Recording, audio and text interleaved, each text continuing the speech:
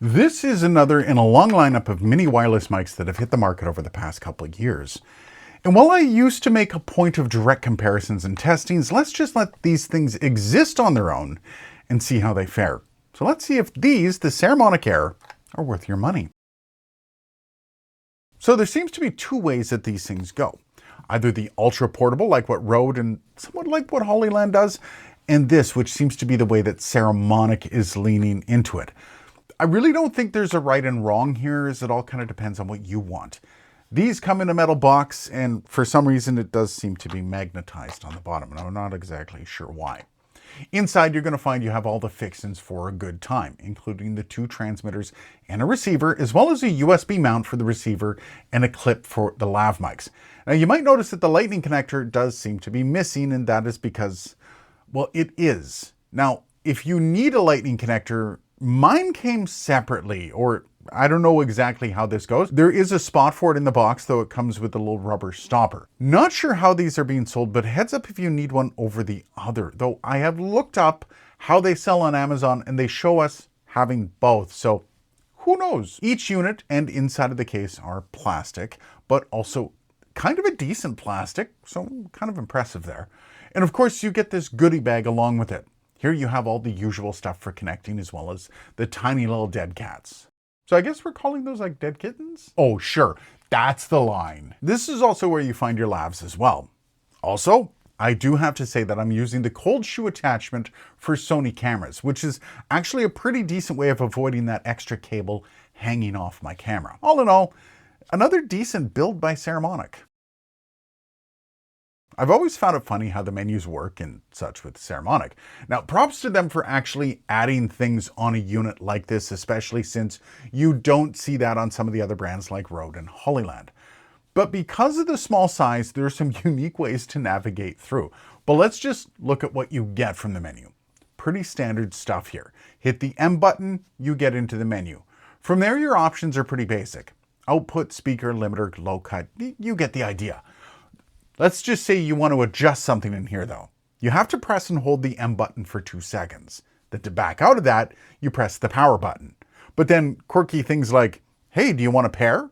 Okay, select yes, then hold the M button for 2 seconds again. It's a full and robust menu system. You just need to have the directions, especially if you're changing something on the fly. Honestly, if you're able, probably better to just do it through your phone. By the way, before we get to that, the noise cancellation is just the NC button, and it has 2 stages here to work with, heavy and light. Once for heavy, twice for light, and 3 times for off again. Any of those other controls, I would suggest you check your manual for those, and there are a lot of them. As for the app, well, it's pretty basic stuff, but it does do everything you want it to, though I have found a couple times that it has struggled to recognize that the Air was even plugged in, so I kind of had to reboot it. It's not a massive deal, but just make sure it says Saramonic Air for input before you start your recording. Again, though, it's pretty decent. So I saw them clipping on in their ads, so I kind of wanted to see what this sounds like when you clip it onto a guitar. I don't have high hopes for this, but let's find out. So they do come with these lav mics like this. They're kind of the big round ones. I guess this is for kind of just placing them somewhere if you really want. See how they sound on a guitar, but also we'll see how they sound pinned to your shirt.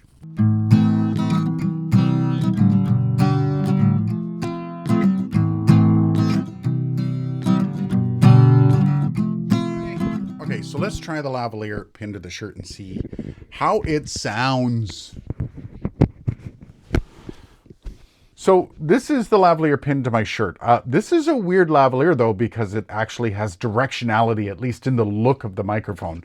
Even though it is an Omni, it has a back to the microphone.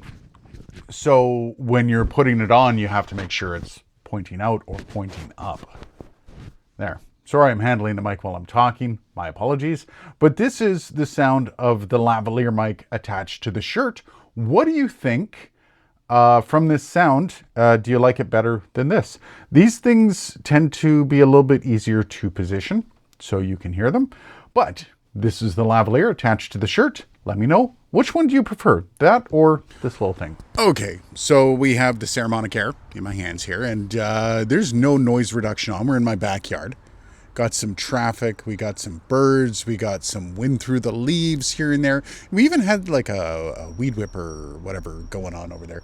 But yeah, this is no noise reduction. Let's turn on the noise reduction and see what happens. Basically the exact same setup, but we have the light noise reduction on.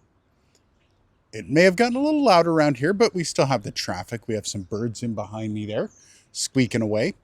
And we have a little bit of wind going through the leaves, and this is what it sounds like with the light noise reduction on the Saramonic Air. Okay, and now we're back. Ooh, we got some decent wind through the leaves now. Oh, goodness. Also, the bird's still going. And this, I think, is the strong noise reduction or noise cancellation with the Saramonic Air. This is what it sounds like in my backyard. It's actually rather peaceful. A little bit of traffic over there you can hear. Can you hear a difference? I'm pretty sure the noise cancellation is actually pretty intense on this, so we'll find out when we get into studio. So we got it pinned to my shirt. Just gonna see what it sounds like. This is in my backyard. This is with all the noise going around, no noise cancellation on. I just wanted to see what it sounded like pinned to the shirt, like most people are probably going to be using this. But also a question of whether or not these things are becoming more and more ridiculous. Everyone seems to have one now, these little wireless sets that go with phone or with camera. And I'm starting to wonder if these are just kind of flooding the market a little too much. It's starting to feel like USB mics from a couple of years back, how everyone had one and there's nothing really differentiating them. And I am finding as these things get better and better from companies like Saramonic and some of the super cheap ones, it's making me wonder if whether or not these things are just they're just flooding the market, or if this is something that is good. Are we looking at having more people flood the market and more prices coming down because of the competition? Or are we just seeing a bunch of companies cash grabbing with basically carbon copies of each other? Because these microphones, they're decent. The sound is decent on pretty much all of them that I've tried. And without having the comparatives, which is something I really wanted to do on this video, is to avoid the comparisons, to just let this thing stand to see whether or not this was something that, whether or not you wanted this. I'm kind of curious. And again, no shade towards Saramonic. It's a nice kit they've got here. I'm just kind of curious, are we reaching that like maximum limit? Anyways, this is me in my backyard on my phone with Saramonic Air. What do you think? So it's getting really hard to pin down the pros and cons on stuff like this. They are all rather cheaply priced and do what they all say they do. The only real gripe I have with these is that it's really difficult to see the screen when you're outside. Now, that shouldn't be a big deal, but if you're trying to change a setting in the sunlight, you're kind of screwed. Editor Aiden here, and I forgot to mention probably my most hated part about these is the proprietary attachment for the microphone to the unit. It's not a 3.5 millimeter.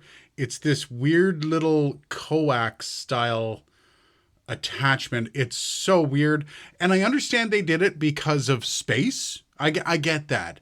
It doesn't mean I have to like it. The fact that you can't replace this microphone with any other lav microphone on the market really kind of bothers me, even though it shouldn't bother me, because these lav microphones come with these things, and these are probably the only super micro kit that I've seen that comes with lav mics, which is cool, but still, this is really annoying, this coax attachment thing. That aside, I will have to say that the quality and just all-around packaging does seem to be getting better. Honestly, I think we're at a point where using your onboard mic for either your phone or camera is just inexcusable. There's so many options out there to give you a massive hand up in sound quality. Again though, I think the biggest decision here comes down to portability. Do you want something like this, or do you even care? Another big feature would be the screens to change settings on the device, even though sometimes you can't see them in the sunlight. All in all though, props to Saramonic on another device that just adds competition to the market, which I guess is kind of the point. This thing would make any content creator happy as a present or maybe just as an upgrade. Let me know what you think of the Saramonic Air down below though. Cheers guys, and thanks for watching.